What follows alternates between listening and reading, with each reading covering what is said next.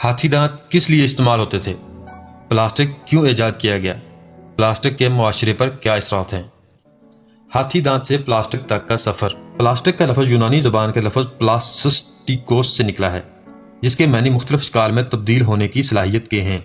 19वीं सदी के वस्त तक सनती तरक्की के बायस जानवरों से हासिल करदा मसनूआत की खपत में इजाफा होने लगा। उस जमाने में हाथी दांत का इस्तेमाल मुख्तलिफ अहम अशिया में होता, जैसे कि पियानो के कीबोर्ड में या स्नूकर के बाज में। इसी तरह कछुओं के खोल से कंघी बनाई जाती और दीगर जानवरों की हड्डियों या सींगों से मुख्तलिफ तरह के रोजमर्रा के इस्तेमाल की अशिया। ऐसे में कई जानवरों की नस्ल मादूम होने का खतरा बढ़ता गया। इस मसले के हल के लिए मसनूई मटेरियल की तलाश थी जो पायदार और मजबूत होने के साथ साथ सस्ता भी हो। ये बात आपको हैरान कुन लगेगी, मगर प्लास्टिक की इजाद दरअसल माहौल और जानवरों को बचाने के लिए की गई। 1862 ईस्वी में बरतानिया के एक कीमियादान अलेक्जेंडर पार्क्स ने ऐसा मटेरियल इजाद किया कि जिसे दुनिया का सबसे पहला प्लास्टिक कहा जा सकता। वैसे फितरत में भी कुछ कुदरती प्लास्टिक पाए जाते हैं। इस प्लास्टिक का नाम पार्किसाइन रखा गया। इसे मुख्तलिफ अशिया में हाथी दांत और कछुए के खोल के मुतबादिल के तौर पर इस्तेमाल करना मकसूद था। ये प्लास्टिक दरअसल कपास के धागों को गंधक और नाइट्रिक एसिड में हल करके बनाया जाता, जिसके बाद इसमें सब्जियों से निकला तेल शामिल किया जाता। बाद में इस प्लास्टिक का इस्तेमाल सिनेमाघरों की रील्स में, कंगों में और बिलियर्ड की गेंदों में आम होने लगा। सस्ता होने के बायस अब ये अवाम में मकबूल होने लगा, मगर इसका इस्तेमाल अभी भी महदूद था। 1907 में बेल्जियम के एक कीमियादान लियो बाइकी लैंड ने अब पहला सिंथेटिक प्लास्टिक मुतारफ कराया। ये महज दो केमिकल को लेबोरेटरी में हरारत और दबाव के ज़ेरे असर लाकर बनाया गया। दूसरी जंग अजीम के बाद खाम तेल और प्लास्टिक इंडस्ट्री के इश्तराक से प्लास्टिक टेक्नोलॉजी मजीद बेहतर आई और इसका इस्तेमाल पैकिंग और रोजमर्रा की अशिया में बढ़ता गया। बहुत से लोग ये समझते हैं कि तमाम तरह का प्लास्टिक माहौल के लिए बुरा है। ये बात बिल्कुल दुरुस्त नहीं। दरअसल एक बार इस्तेमाल होने वाला प्लास्टिक माहौल के लिए सबसे ज्यादा नुकसानदेह है। चंद और अहम मसाइल भी प्लास्टिक से जुड़े हैं, जिनमें से इसकी तैयार होने के अमल में जहरीली और मुज़र सेहत गैसों और केमिकल का अखराज और कुदरती माहौल में डिकम्पोज न होना शामिल है।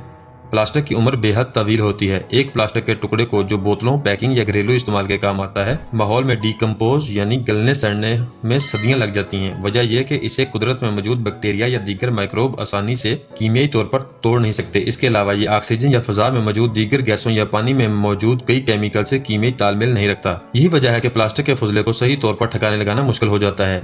ये निकासी आपके रास्ते में दरियाओं, नदी नालों से होता हुआ समंदर तक जा पहुंचता है। एक हालिया रिपोर्ट के मुताबिक दुनिया भर में सालाना 80 लाख टन प्लास्टिक समंदरों में जाता है।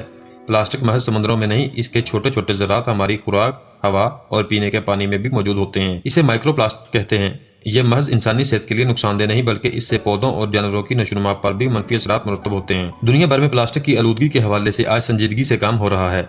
इसके इस्तेमाल को रोकने या कम करने के लिए प्लास्टिक की आलूदगी के हवाले से बहुत सी हुकूमतें और फलाही तंजीमें आगाही मुहिम चला रही हैं। इसके अलावा प्लास्टिक की रिसाइकलिंग के हवाले से हुकूमती और प्राइवेट सतह पर प्लांट्स लगाए जा रहे हैं। कोल्ड ड्रिंक और दीगर खुराक बनाने वाली कंपनियों को मजबूर किया जा रहा है कि वो अपनी मसनूआत में इस्तेमाल होने वाले प्लास्टिक की ज्यादा से ज्यादा रिसाइकलिंग करें। मिसाल के तौर पर जर्मनी या दीगर यूरोपीय मुमालिक में आप कोल्ड ड्रिंक्स या पानी की बोतलें खरीदने जाएं तो इसकी कुल कीमत पर आपको अजाफी 25 से 30 सेंट देने पड़ते हैं। ये रकम प्लास्टिक की बोतलों की होती है, जो बोतल खाली होने के बाद जब आप सुपर मार्केट के बाहर लगी मशीन में डालते हैं तो आपको वापस कर दी जाती है। ग्राहक को मजबूर करके प्लास्टिक की बोतलों की रिसाइकलिंग को यकीनी बनाना होता है। बिल्कुल ऐसे ही कई ममालिक में प्लास्टिक, पेपर और खाने पीने के कूड़े के लिए जगह जगह अलग रंग के कूड़ेदान मौजूद होते हैं, ताकि बेहतर तरीके से मुख्तलिफ किस्म के कूड़े को अलग अलग करके उसे रिसाइकिल किया जा सके। प्लास्टिक की आलूदगी को रोकने के लिए 30 माइक्रोमीटर से मोटे थैले इस्तेमाल किए जाते हैं, ताकि वो उड़ न सकें, पायदार हों और बार बार इस्तेमाल किए जा सकें। जबकि हमारे यहाँ अवाम दही के लिए भी कहते हैं कि शापर डबल कर दो, और जरा सी हवा चलने से शापर कौम की महंगाई को देखकर उड़ने वाली नींदों की तरह उड़ रहे होते हैं। पाकिस्तान में प्लास्टिक की आलूदगी एक बड़ा मसला बनता जा रहा है। चूंकि ये एक ज़रई मुल्क है, लिहाजा यहाँ एक वसी आपाशी का निजाम है। शहरों में आबादी बढ़ने, पहाड़ी इलाकों की सियाहत और अवाम में बेहिसी के इजाफे के बायस हमारी आबी गुजरगाहें, शहर देहात सब प्लास्टिक की लपेट में हैं। यूं लगता है कुछ अरसे बाद पूरा मुल्क प्लास्टिक का बन जाएगा, मगर इस आलूदगी को लेकर हुकूमती संजीदगी, वाज़ेह पॉलिसी या हिकमत अमली का मुकम्मल फुकदान है। प्लास्टिक के थैलों पर किसी खास इलाके या शहर में पाबंदी लगा देना ही काफी नहीं। इस हवाले से आगाही मुहिम चलाना, प्लास्टिक के थैलों की क्वालिटी को बेहतर बनाना, एक से ज्यादा बार प्लास्टिक के इस्तेमाल की हौसला अफजाई करना, प्लास्टिक के मुतबादिल माहौल दोस्त पेपर या कपड़े के थैले इस्तेमाल करना, गैर जरूरी तौर पर प्लास्टिक के इस्तेमाल को रोकना है। इससे मुल्क में प्लास्टिक की आलूदगी को कम करके इंसानों और दीगर जानदारों के लिए रहने के काबिल बनाया जा सकता है। मुल्क को साफ रखकर इसकी खूबसूरती में इजाफा किया जा सकता है और दुनिया के सामने पाकिस्तान का एक मुस्बत और माहौल दोस्त चेहरा सामने लाकर इसे गैर मुल्की सियाहत के लिए पुरकशिश बनाया जा सकता है। गैर मुल्की सियाहों को मुफ्त की रोटियां और गोरे कम्प्लेक्स के अलावा भी कई तरीके हैं सियाहत के फरोग के लिए, जो तादेर असर रखते हैं, जिनमें सबसे अहम ये